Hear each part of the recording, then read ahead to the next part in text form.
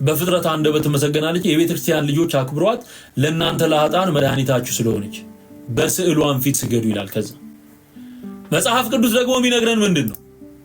መጽሐፍ ቅዱስ ደግሞ የሚነግረን የዓለም መድኃኒት ኢየሱስ ክርስቶስ አይተናል፣ እኛም አይተናል። አባትም ልጁን የዓለም መድኃኒት ሊሆን እንደላከው እንመሰክራለን።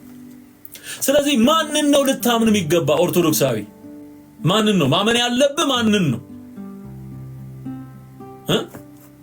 እሚሻልህ? ማንን ብታምን ነው? ምረጥ። ሁለት ቤዛ የለም፣ አንድ ቤዛ ነው፣ እሱም ኢየሱስ ክርስቶስ። ሁለት መድኃኒት የለም፣ አንድ መድኃኒት ነው፣ እሱም ኢየሱስ ክርስቶስ። ሁለት አማላጅ የለም፣ አንድ አማላጅ ነው፣ እሱም ኢየሱስ ክርስቶስ። በቃ ይሄንን ስታምን ነው ምትድነው፣ የምታመልጠው፣ የምትፈወሰው፣ ምድሪቱ የምትፈወሰው እነዚህ ከልቶች ሲጠረጉ። እውነቱ ይሄ እውነቱ ይሄ። ኦኬ አው ጥቅሶቹን ቶሎ ቶሎ አውጡልኝ። ተባረኩ።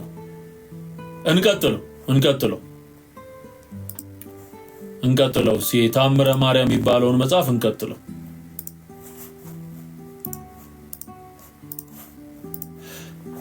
ኦኬ ወደዚህ እንመጣለን። አየው መድኃኒታችሁ ናትና መድኃኒታችሁ ስለሆነች ይላል። አይደለችም። አየው ለኃጥአን መድኃኒታችሁ ስለሆነች ይሄ በጣም ነው የሚያሳዝነው። መቼስ እግዚአብሔር ለምድራችን ረፍትን እንዲያመጣ እንጸልያለን።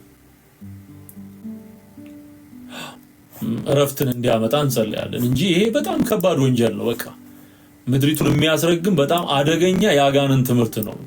ቀጥታ የእግዚአብሔርን ቃል ነው ደግሞ የሚቃወሙት። አዮ ግዕዙን ደግሞ ተመልከተው። እግዝእትነ ማርያም ውድስት በልሳነ ኩሉ ፍጥረት አክብሩዋ ውሉደ ቤተ ክርስቲያን እስመ ይእቲ ቤዛክሙ ለኃጥአን። ቤዛችሁ ማርያም ናት። ግዕዙ ደግሞ ምን ይላል? ቤዛክሙ መድኃኒታችሁ። አዮ የኃጥአን መድኃኒት መጽሐፍ ቅዱስ የሚነግረን ኢየሱስ ነው። እንግዲህ ያሳዩአችሁ እንደሆነ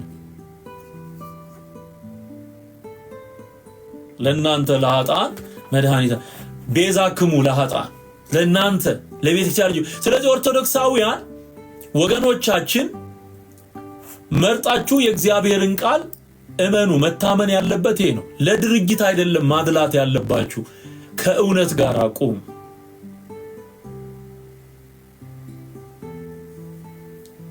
አንድ ሰሞኑን ያነበብኩት ኮቴሽን do not follow the majority but the truth ይላል። do not follow the majority but the truth ምን ማለት ነው? ብዙሃንን አትከተሉ እውነትን እንጂ። አየው ትክክለኛ አባባል። ሰው የበዛበት ብዙ ሰው የተቀበለው ነገር ነው ብለህ እምነትን መከተል የለብህም።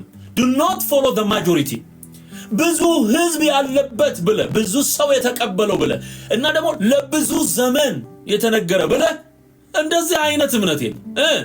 ትሩዝን ነው ፎሎ ማድረግ ያለብህ፣ እውነትን ነው ፎሎ ማድረግ ያለብህ፣ አክሰፕት ማድረግ ያለብህ እውነትን።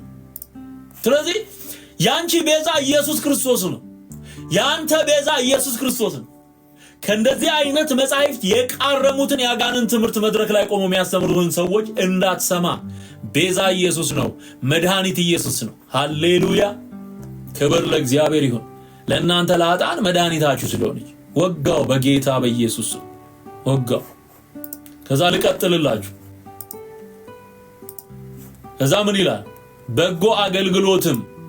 በጎ አገልግሎትም ለሚያገለግላት ዋጋውን ትሰጣዋለችና ይላል። በጎ አገልግሎትም ለሚያገለግላት ዋጋውን ትሰጣዋለች። ሳትጠራጠሩ በፍጹም ልቡናችሁ እመኑባት፣ እሷ መድኃኒታችሁ ናትና። ደገመው።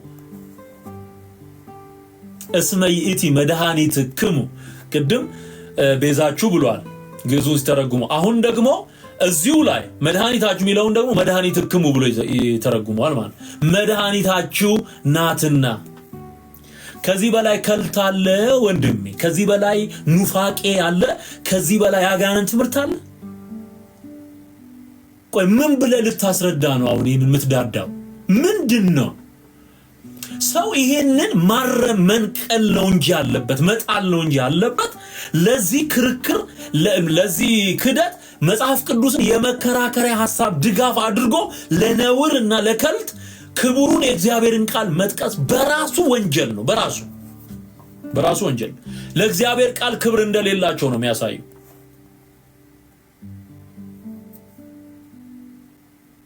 እውነቱ ይሄን ከዛ ምን ይላል? በስዕሏም ፊት ስገዱ፣ ለስዕሏ ያልሰገደ ግን ከቆመበት ቦታ ይጥፋ፣ ስም አጠራሩም አይታወቅ። በሰማይ ያሉ መላእክትም ይደረግ ይሁን ይበሉ። አዮ ወቅድመ ስዕላ ስግዱ ዘኢሰገደሰ ላቲ ይደምሰስ እምቋሙ። እግዚአብሔር ያፍርሳችሁ ወኢይትአወቅ ዝክረ ስሙ ቦታ ከቆመበት ቦታ ይጥፋ። እርግማን አሁን እኮ የነን ትናን እኮ በቃ ያንን የደቂቀ እስጢፋኖስን ማርያም መመለክ የለባትም አምላክ አንድ ነው እርሱም እግዚአብሔር ነው ብለው ያመኑትን ሁሉ ነው እንደዚህ ያሉ ቢራገሙት ማለት ነው። እግዚአብሔር እርግማናቸውን ምርቃት አድርጎ እየቀየረው በመድሪቱ ላይ አማኝ እየበዛ ነው። እግዚአብሔርን እናመሰግናለን። በእስራኤል ላይ ሟርት በያዕቆብም ላይ አስማት አይሰራም ተብሎ ተጽፏል። አይሰራም፣ የለም፣ እንደውም የለም ነው የሚለው። በያዕቆብ ላይ ሟርት የለም፣ ጨርሶ ኤግዚስት ሊያደርግ አይችልም። ስለዚህ ይሄ እርግማን ማን ላይ ነው? ራሱ ላይ ነው ተመልሶ የሚመጣው። ራሱ ላይ አዩ ለስዕል በማሰገድ በማስፈራራትና በእርግማን ላይ የተመሰረተ መጽሐፍ ነው።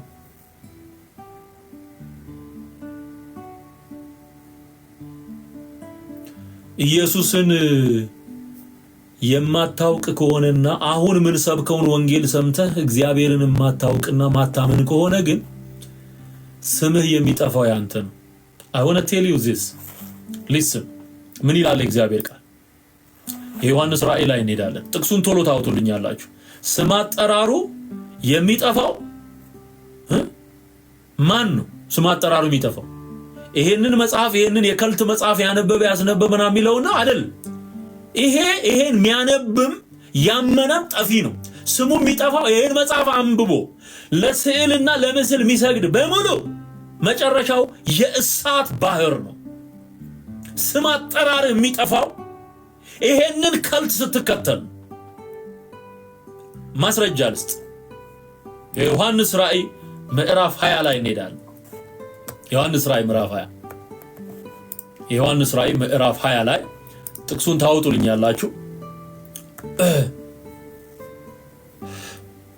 እሺ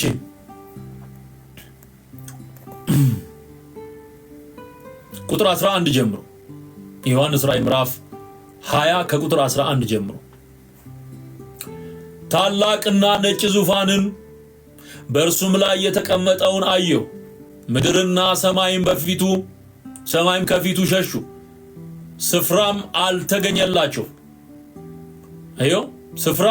አልተገኘላቸው። ሙታንንም ታናናሾችንና ታላላቆችን በዙፋኑ ፊት ቆመው አየሁ። መጽሐፍትም ተከፈቱ፣ ሌላ መጽሐፍም ተከፈተ፣ እርሱም የሕይወት መጽሐፍ ነው። ሙታንም በመጽሐፍት ተጽፎ እንደነበረ እንደ ሥራቸው መጠን ተከፈሉ። ባህርም በእርሱ ውስጥ ያሉትን ሙታን ሰጠ። ሞትና ሲኦልም በእነርሱ ዘንድ ያሉትን ሙታን ሰጡ። እያንዳንዱም እንደ ሥራው መጠን ተከፈለ። ሞትና ሲኦልም በእሳት ባህር ውስጥ ተጣሉ። ይህም የእሳት ባህር ሁለተኛው ሞት ነው። ቁጥር 15 በሕይወትም መጽሐፍ ተጽፎ ያልተገኘው ማንኛውም በእሳት ባህር ውስጥ ተጣለ። ደግሞአለው በሕይወት መጽሐፍ ተጽፎ ያልተገኘ ማንኛውም በእሳት ባህር ውስጥ ተጣለ። እዚህ የህይወት መጽሐፍ ላይ የሚያጽፍ አንድ ብቸኛ ሪዝን ኢየሱስ ክርስቶስን የህይወት ጌታና ቤዛ አድርገ መቀበልህ አንድና ብቸኛ ሪዝን ምክንያት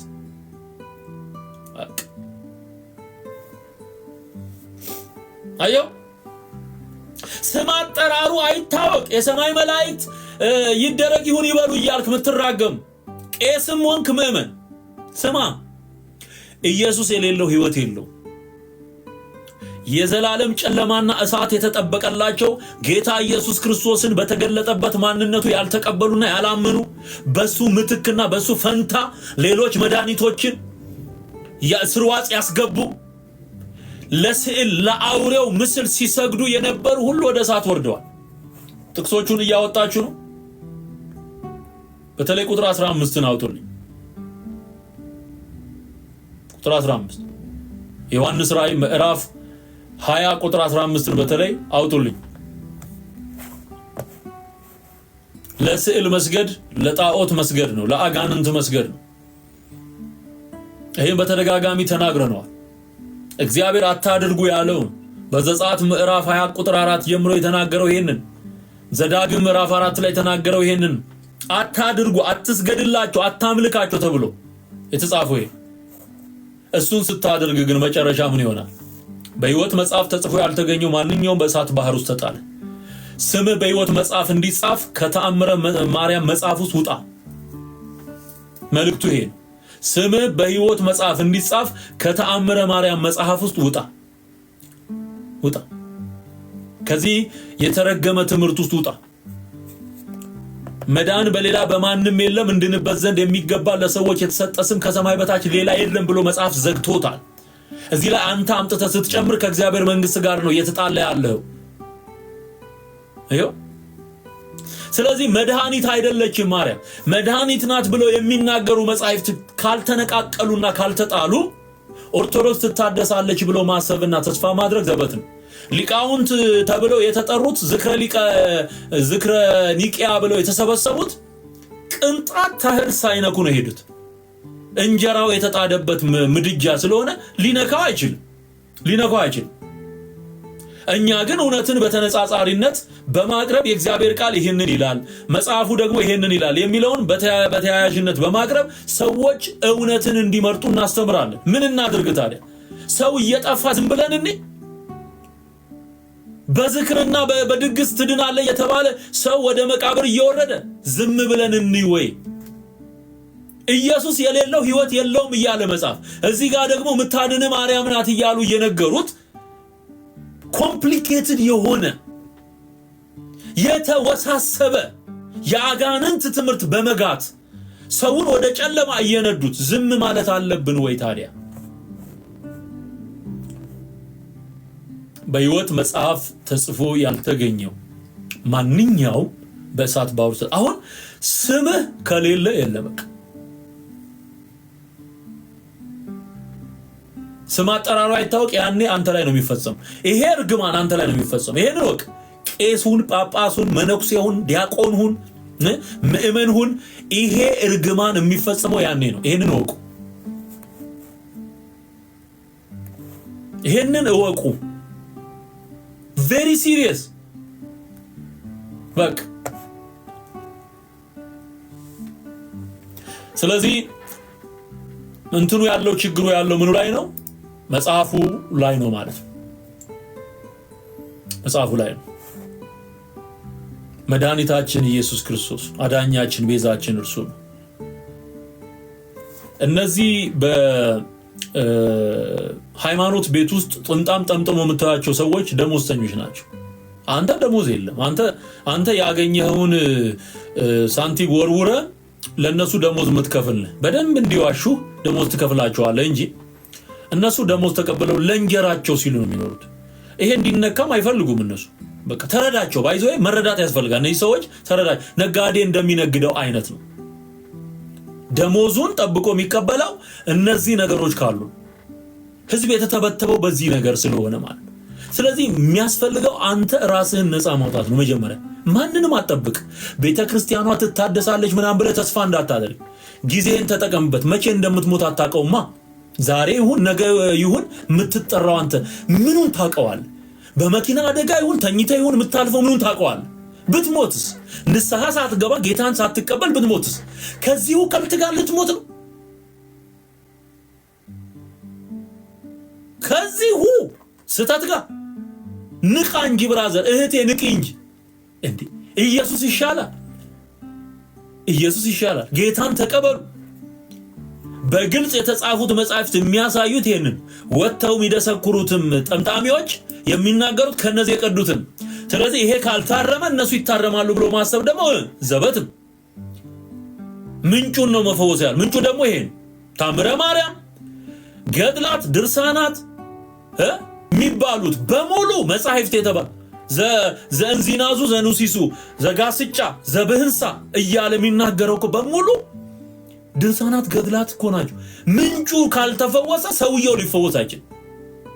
ሰውየው ደግሞ ምንጩ እንዲፈወስ አይፈልግም። ይኸው ቄሱና ጠምጣሚው በሙሉ ደብተራው በሙሉ እንዲስተካከል ደግሞ አይፈልግም። ለምን? ደሞዙ እንትን ያለው በዚህ ነዋ። እንጀራው ነው። የእንጀራ ገመድ ተበጠሰ እንደማለት። ስለዚህ መቼም ያሻሽሉታል ብለህ ተስፋ እንዳታደርግ። ግን አንድ ነገር ማድረግ ትችላለህ። ራስህን መለወጥ ትችላለህ። ራስህን ማትረፍ ትችላለህ። ወደ ጌታ መምጣት ትችላለህ። የነሱ ለነሱ ተው። አንተ ግን የዘላለምን ሕይወት እንድትወርስ ኢየሱስን ተቀበል። ዛሬ ጥሪ አደርግልሃለሁ። በስዕሏ ፊት ስገዱ እያለ የሚለው ይሄንን ይሰማና ደግሞ አንዱ የተናገረውን ቪዲዮ ላምጣልህ እዚህ ጋር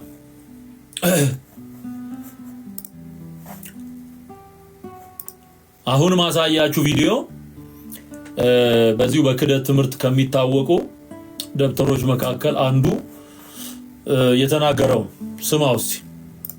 ሴት ምንም ሌላ እውቀት የላትም። ቤተክርስቲያን መጣ አባታችሁ በሰማያት የምትኖር ስምህ ይቀደስ ትላለች።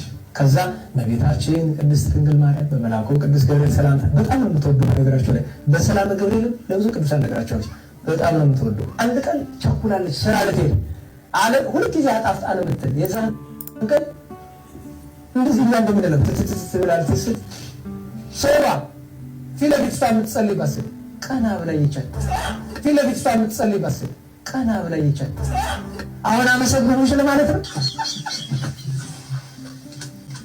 መነሳሽ ወገና ባለው አይና ልቀበልሽ ምን ያህል ተወዳለ ምን አደረገች? በፍቅራችሁ አሁን ስና ስላለች ነው እኮ በደንብ አድርገሽ እንደገና አይ ወሬ እናገር ተሞት ወሬ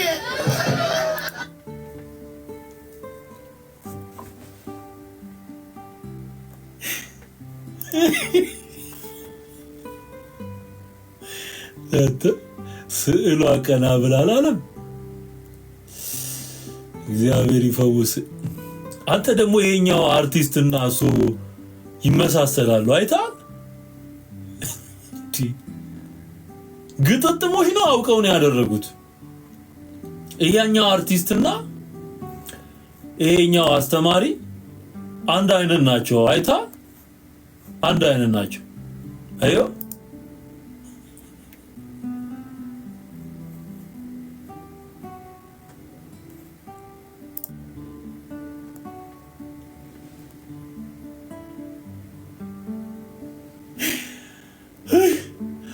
ኢየሱስ አቤት አቤት አቤት አቤት።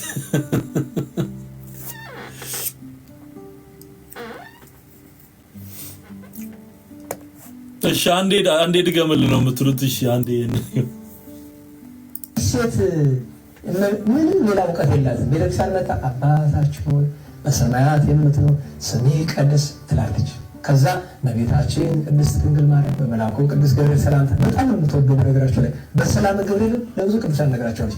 በጣም ነው የምትወደው። አንድ ቀን ቸኩላለች ስራ ልትሄድ አለ። ሁልጊዜ አጣፍጣ ነው የምትል። የዛን ቀን እንደዚህ ብላ እንደምንለው ትብላለች። ሶባ ፊት ለፊት የምትጸልይ ባስል ቀና ብላ ይቻል። ፊት ለፊት የምትጸልይ ባስል ቀና ብላ ይቻል። አሁን አመሰግኑሽ ለማለት ነው። መነሳሽ እንደገና ባላ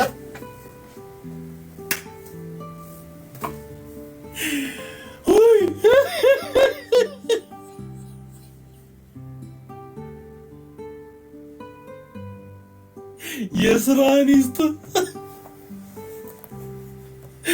በጌታ በኢየሱስ። አንተ ምን የዚህ ክፋት ደግሞ ይብሳል። አሁን አመሰግንኩ ለማለት ነው። በይመልሰኝ በያት። ምኑ ነው የሚለው? ስዕሉ ነው እኮ የሚለው የማርያም ስዕል ቀና ብላ፣ ሴትዮዋ ደግሞ አለመሮጧ። አንተ አሁን የሆነ ዝቅ ያለ ፎቶ ቀና ብሎ ቢያይ ትቆማለህ እዛ ጋ? እግሬ አውጪኝ ነው እንኳን ቆማ ጸሎት ልጨርስ።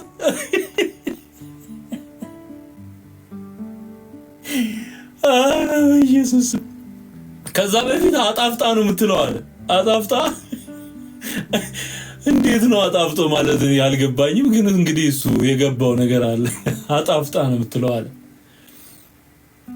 ሊያውም እኮ ከአባታችን ሆይ ጸሎት በኋላ ጌታ ካስተማረው በኋላ ኦርቶዶክስ የቀጠለችውን ጸሎት እኮ ብላ ያስገባችውን ነገር ነው እና ቸኩላ ነው ሴትዮዋ ታታታታታ አርጋው ዞር ልትዝት አቺ አሁን ጸለይሽ ለማለት ነው በይ ድገሚና በይው ስትላት ማለት ዝም ብላ አስበው እቺ ናቸው።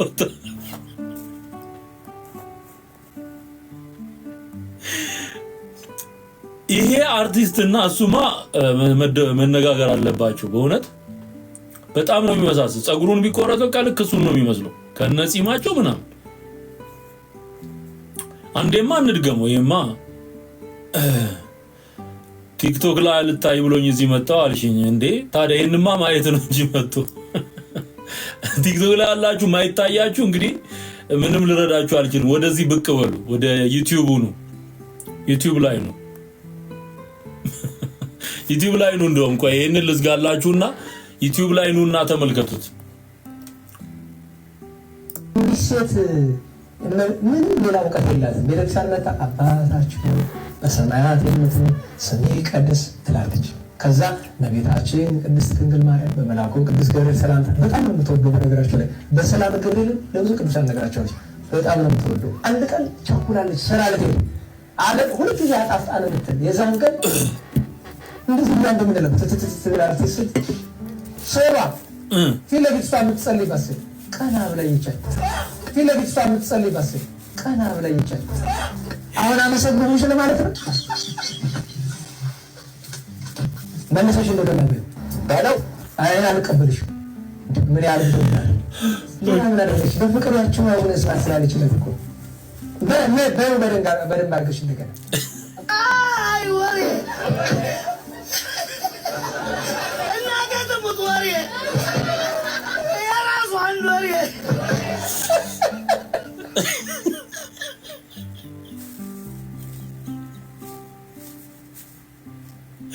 በመልሰኝ በመልሰኝ ይሄ የማንን አስታወሰኝ?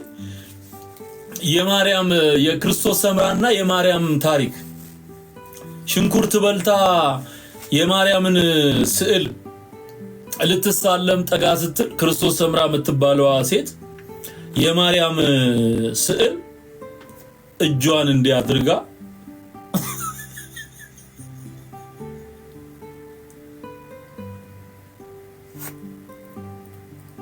ዞር በይልኝ የበላሹ ሽንኩርት በጣም ነው የሚሸተው፣ ሁለተኛ አጠገቤ እንዳደርሽ ብላ አሰናበተቻል።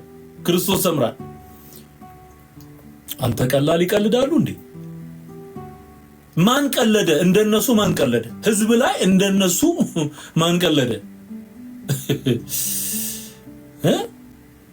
ይጫወትበታል። በቃ ይሄንን ምስኪን ህዝብ ማለት ነው። በውሸት ሽልማት ቢኖር አንደኛ የሚወጡት እነሱ ናቸው። ታውቃላችኋል? የውሸት ሽልማት ቢኖር አሁን አፕሪል ዘፉል የሚባል አላል። የዛን ቀን ሽልማት ቢዘጋ አንደኛ አፕሪልን ጠብቀው አይደለም አመቱን ሙሉ የሚዋሹን እነሱ ናቸው። በቃ እንዲህ ብለው ያስተምራሉ ቆሙ እና የማርያም ስዕል እጇን በቃ ይንቀሳቀሳል ማለት ነው። አየው ሆረር እኮ ናቸው እነዚህ። አንተ ቤት ውስጥ የሰቀልከው የሆነ የዘመድ ፎቶ ምናምን ቢንቀሳቀስ እንደማለት ነው እኮ። በቃ ተመልሰ እዛ ቤት ትገባለህ እንዴ?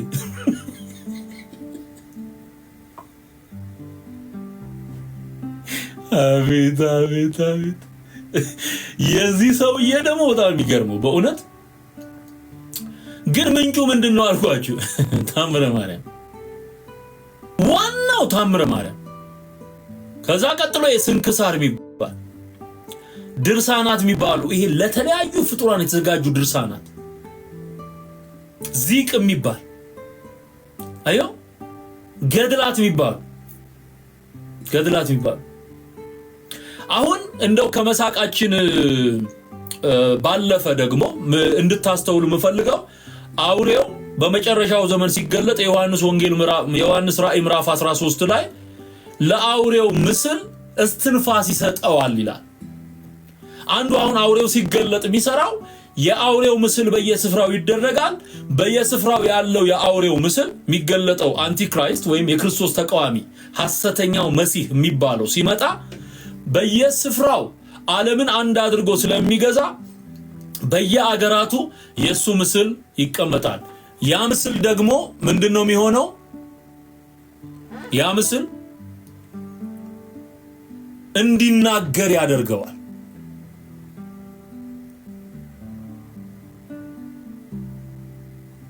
ኦኬ።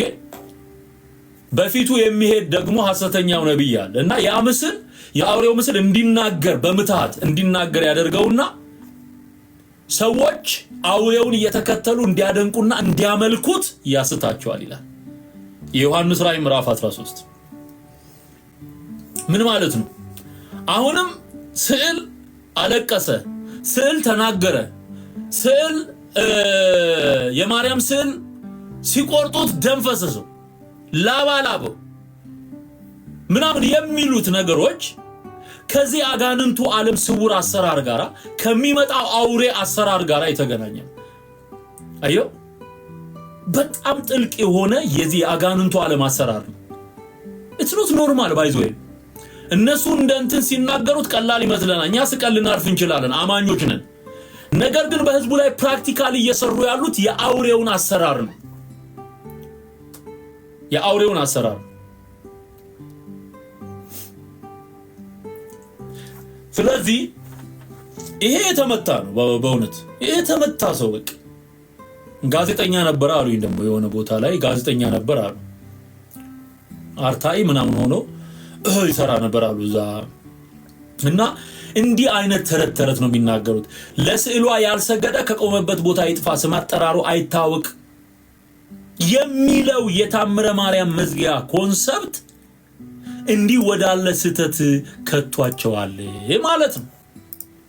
ከቷቸዋል። ይሄ እዚህ ጋር ያያችሁ 35ኛው ቁጥር ላይ በስዕሏን ፊት ስገዱ፣ ለስዕሏ ያልሰገደ ግን ከቆመበት ቦታ ይጥፋ፣ ስም አጠራሩ አይታወቅ የሚለው ክደት፣ ይሄ አደገኛ አጋንንት ትምህርት እሱን ተከትሎ አየው እንዴት አይነት ጨለማ ውስጥ እንደገቡ ሰው ሁሉ ሚስተው በዚህ ነው። ልክ የማርያም ስዕል እንደሚያየው አርጎ ነው ሚስለው፣ እንደምትሰማው አርጎ ነው። ግን ዳዊት ምን ይላል? የአሕዛብ ጣዖታት አይን አላቸው አያዩም፣ ጆሮ አላቸው አይሰሙም፣ እጅ አላቸው አይሰሩም፣ እግር አላቸው አይራምዱም፣ የሚያምኑባቸውም ሁሉ እንደነርሱ ይሁን፣ እንደነርሱ ይሁን። ስለዚህ አውሬው ሲመጣ ከሚያደርገው ነገር አንዱ ምስል ማናገር ነው። ምስል ማናገር ነው። ይሄንን ደግሞ እነሱ ምን ያደረጉ ነው ማለት ነው? እያለማመዱት ነው ማለት ነው። እያለማመዱት ነው። እሺ እና ትንሽ እየሳቅን መነጋገራችን ጥሩ ነው። አንዳንድ የሚያስቁ ነገሮችማ ያስፈልጋሉ ወንድሜ። ዝም ብሎ አይሆንም፣ በደረቁ አይሆንም። እንደ ኤልያስ ክትክት እያሉ እየሳቁ ነው እንጂ አንጀትህን ልጠው ነው የሚገሉ። እየሳቅ ካልሆነ አትገፋው ብራዘር፣ አትገፋው። አሳየን የምትሉ አላችሁ እንትኑን የዮሐንስ ራእይን እሱን አሳየን ያላችሁኝ ሰዎች አላችሁ። እሺ ዮሐንስ ራእይን ላሳያችሁ፣ ምስሉ የሚናገርበትን ክፍል ላሳያችሁ። ምዕራፍ 13 የዮሐንስ ራእይ ምዕራፍ 13 አንድ አውሬ ከባህር ሲወጣ አየሁ። 10 ቀንዶችና 7 ራሶች ነበሩት፣ በቀንዶቹም ላይ 10 ዘውዶች ነበሩ ይላል። ይሄ የመጀመሪያው አውሬ ነው። ሐሳዊ መሲህ የሚባለው ይሄ ነው። ከዛ ደግሞ ከቁጥር 11 ጀምሮ ስታዩ ሌላም አውሬ ከምድር ሲወጣየው የበግ ቀንዶችን የሚመስሉ 2 ቀንዶች ነበሩት ይላል፣ እንደ ዘንዶ የሚናገር ነበር ይላል። ይሄ ሁለተኛ አውሬ ሐሰተኛው ነብይ ነው። በዚህ በሐሰተኛው መሲህ እኔ ነኝ ክርስቶስ ብሎ በሚገለጠው ሰው ፊት ሐሰተኛ ድንቆችና ታምራቶችን እያደረገ ዓለሙን የሚያስትለት ነው። ኦኬ ተወካዩ ነው። ምን ያደርጋል? እሳትን እንኳን ከሰማይ ወደ ምድር በሰው ፊት እስኪያወርድ ድረስ ታላላቅ ምልክቶችን ያደርጋል አለ። ይሄኛው አውሬ በአውሬውም ፊት በዛኛው አውሬ ፊት ያደርግ ዘንድ ከተሰጡት ምልክቶች የተነሳ በምድር የሚኖሩትን ያስታል አለ። የሰማይም የሰይፍም ቁስል ስለነበረውና በሕይወት ለኖረው ለአውሬው ምስልን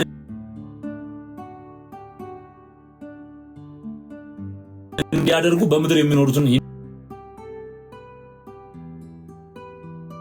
ይናገራል።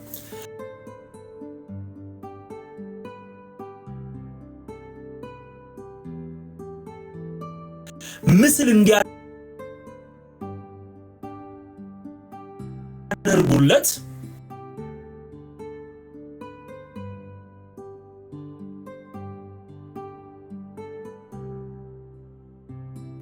ለዋናው አውሬ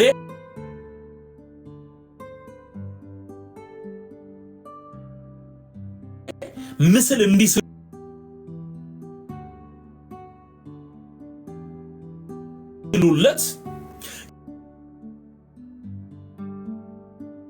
ቅርጽ እንዲቀርጹለት በምድር የሚኖሩትን ሁሉ ይናገራል። በተለይ ቁጥር 14ን ጀምሮ ያለውን ተመልከቱ። የአውሬው ምስል ሊናገር እንኳ ለአውሬው ምስል የማይሰግዱለትን ሁሉ ሊያስገድላቸው ለአውሬው ምስል ትንፋሽ እንዲሰጠው ተሰጠው ይላል። ሊትራሊ ስዕሉ እንዲናገር በምትሃት የሚያደርግ አጋንንታዊው የዘንዶ አሰራር የሚገለጥበት ዘመን አለ። የዮሐንስ ራእይ ምዕራፍ 13 ቁጥር 15 ለአውሬው ምስል ትንፋሽ እንዲሰጠው ተሰጠው። አሁን እያለማመዳቸው ምናልባትም በዚህ ዘመን ያ አውሬ ቢገለጥ ምቹ ሁኔታ የሚመቻችለት በኦርቶዶክስ ውስጥ ነው። ለምን? ስዕል ይናገራል እያለ አስለምዶታል ህዝቡ።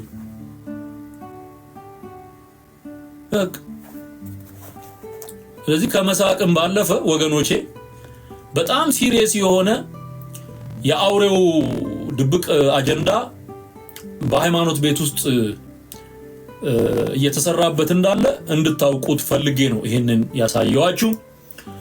ስለነበረን ጊዜ አምላካችን እግዚአብሔር ክብር ምስጋና ለስሙ ይሁን። ጌታን እጅግ አድርጌ አመሰግናለሁኝ። ክብሩ ለመንፈስ ቅዱስ ይሁን። የገባንን እውነት በቅንነትና በደስታ ሰዎች እንዲድኑ እንዲህ ባለ መንገድ እያቀረብኩ ነው ያለሁት። የዘላለም ሕይወት ሚኒስትሪ ከዚህም በፊት ለብዙ ሰዎች የእግዚአብሔርን ቃል እውነት በተነጻጻሪነት በማቅረብ እየሰራ የብዙዎች ነፍስ እንዲድን ምክንያት የሆነ ፕሮግራም ነው። ይሄ የእግዚአብሔር መለኮታዊ አጀንዳ ነው። ስለዚህ እንቀጥላለን። ዛሬም ቢሆን ጌታን መቀበል የምትፈልጉ ሰዎች ካላችሁ ከኔ ጋራ ይሄንን ጸሎት አብራችሁ እንድትጸልዩ እጋብዛችኋለሁ። ቤትሽ ሆነሽ ቤትህ ሆነ ስራም ቦታ ሆነ እጅህን ዘርግተህ ተንበርክከ ከልብ ኢየሱስ ክርስቶስ እሱ የሰራዊት ጌታ እሱ የእግዚአብሔር ልጅ እንደሆነ እሱ ጌታ እንደሆነ እሱ ብቻ ቤዛና መድኃኒት እንደሆነ አምነህ ይሄን ጸሎት ከኔ ጋር ጸልይ። ለተቀበሉት ሁሉ በስሙ ለሚያምኑ ለነርሱ የእግዚአብሔር ልጆች የሆኑ ዘንድ ስልጣንን ሰጣቸው ነው የሚለው። ስለዚህ ጌታን ተቀበል። በእድሜህ አትቀልድበት። እነሱ ለደሞዛቸው ሊኖሩ ይችላሉ፣ አንተ ግን ለክርስቶስ ኑርለት። ጸሎቱን አብረን እንጸልያለን። መዳን የምትፈልጉ ሁሉ በቤትሽ ሆነሽ በቤት ሆነ በምንም ስፍራ ይሁን መንፈስ ቅዱስ አሁን ይመጣል። ታምናላችሁ? ጌታ ኢየሱስ የእግዚአብሔር ልጅ እንደሆነ ታምናላችሁ? በመስቀል ላይ የሞተላችሁ እሱ እንደሆነ ታምናላችሁ? ሞትን ድል አድርጎ በሶስተኛው ቀን የተነሳው እሱ እንደሆነ ታምናላችሁ? ዳግመኛ ተመልሶ የሚመጣው እሱ እንደሆነ ታምናላችሁ? ይሄን ካመናችሁ አብረን እንጸልይ። ሌሎች አዳኝ የተባሉ ሌሎች መድኃኒት የተባሉትን ሁሉ ጠራርገ ከልብህም ከቤትህም አውጣ። ኢየሱስ ብቻ በህይወት ይክበር። እጅህን ዘርግተ አብረን እንጸልያለን። አሜን። ጌታዬና አምላኬ በለው። መድኃኒቴ ኢየሱስ ክርስቶስ ሆይ አንተ የሕያው እግዚአብሔር ልጅ ነህ። እኔን ለማዳን በቀራንዮ በመስቀል ላይ እንደተሰቀልክልኝ ደምህን እንዳፈሰስክልኝ እንደሞትክልኝ እንደተቀበርክልኝ በሶስተኛውም ቀን በመንፈስ ቅዱስ ኃይል ሞትን ድል አድርገህ እንደተነሳህልኝ በልቤ አምኛለሁ፣ በአፌም እመሰክራለሁ። ጌታ ሆይ እኔ ኃጢአተኛ ነኝ፣ አንተ ግን ጽድቄ ነህ። በሕይወት ዘመኔ ሁሉ የሰራሁትን በደልና ኃጢአቴን ይቅር በለኝ፣ በንጹህ ደምህ እጠበኝ፣ ስሜን በሕይወት መጽሐፍ ጻፍልኝ፣ ልጅህ አድርገኝ። ከዚች ቀንና ሰዓት ጀምሮ አንተን የሕይወቴ መድኃኒት፣ የሕይወቴ ጌታ፣ የሕይወቴ ቤዛ መሆንህን አምኜ ተቀብዬሃለሁ። በሁለንተናዬ አንተ ንገስ። የዚህን ዓለም ገዢ ሰይጣንንና መንግስቱን ስራውን ሁሉ ክጃለሁ። ከዛሬ ጀምሮ የጌታ የኢየሱስ ክርስቶስ ሆኛለሁ። ኢየሱስ ጌታ ነው። ኢየሱስ ጌታ ነው። ኢየሱስ ጌታ ነው። ሃሌሉያ! ክብር ለእግዚአብሔር ይሁን። ይህንን ጸሎት በእምነት የጸለያችሁ ሁሉ ከዚህ ቀን ጀምሮ በሕይወታችሁ መንፈስ ቅዱስ ሥራ ይጀምራል። የእግዚአብሔር መንፈስ ማደሪያዎች ትሆናላችሁ። ለውጥ በሕይወታችሁ ይሆናል። አስደናቂ የሆነ የእግዚአብሔር መገኘት ይከባችኋል። መድኃኒታችሁ ከዚህ ቀን ጀምሮ ኢየሱስ ነው። አለኝታችሁ፣ መመኪያችሁ እሱ ነው። የሕይወታችሁ ቤዛ እሱ ነው። አስታራቂያችሁ፣ አማላጃችሁ እሱ ነው። ጠበቃችሁ እሱ ነው። ሃሌሉያ! የኢየሱስ ክርስቶስ ናችሁ። ክብር ለአብ፣ ክብር ለወልድ፣ ክብር ለመንፈስ ቅዱስ አንድ አምላክ አሜን። ሰላማችሁ ይብዛ። የዛሬውን ፕሮግራም በዚህ ጨረስኩኝ። ነገ በተመሳሳይ ፕሮግራም በተመሳሳይ ሰዓት በሌላ ርዕስ እንገናኛለን። ጸጋና ሰላም ይብዛላችሁ። ወዳችኋለሁኝ። ስለኔ ጸልዩ፣ ስለ ቤተሰቤ ጸልዩ። እኔም ደግሞ ስለ ሁላችሁ ጸልያለሁኝ። አገልግሎታችንን ደግፉ። በቅርብ የምንሰራው በጣም አስፈላጊ የሆነ ትልቅ ዝግጅት አለ። እግዚአብሔር ይረዳናል። ትልቅ የመዝሙር ድግስ አለ። እግዚአብሔር እንዲረዳን እንድትጸልዩልን አደራ ላለሁኝ። ደግሞ አገልግሎቱን ይሄን ሚኒስትሪ እንድትደግፉ፣ በገንዘባችሁ እንድትደግፉ፣ በጸሎታችሁ እንድትደግፉ አደራ እላችኋለሁ። ምናልባት ይሄንን አገልግሎት ከኢትዮጵያ ድጋፍ ለማድረግ የምትሹ ወገኖች ካላችሁ በዚህ የኢትዮጵያ ንግድ ባንክ ድጋፋችሁን ማድረግ ትችላላችሁ። አሜሪካ ያላችሁ፣ ካናዳ ያላችሁ፣ በአውሮፓም እንደዚሁ ያላችሁ ፔፓል መጠቀም ትችላላችሁ። አሜሪካ ያላችሁ ዜል እና ካሽ አፕ መጠቀም ትችላላችሁ። ስልክ ቁጥሩ ይኸው እዚህ ጋር ያለው ነው፣ መላኪያው ማለት ነው። እንደዚሁም ደግሞ ጂሜል አካውንት አለ፣ በፔፓል መጠቀም ትችላላችሁ። አገልግሎቱን እንድትደግፉ አበረታታችኋለሁ። ዘመናችሁ ይባረክ። ሰላማችሁ ብዝት ይበል። ወዳችኋለሁ። ሻሎም ብያለሁ። መልካም ጊዜ። ሃሌሉያ።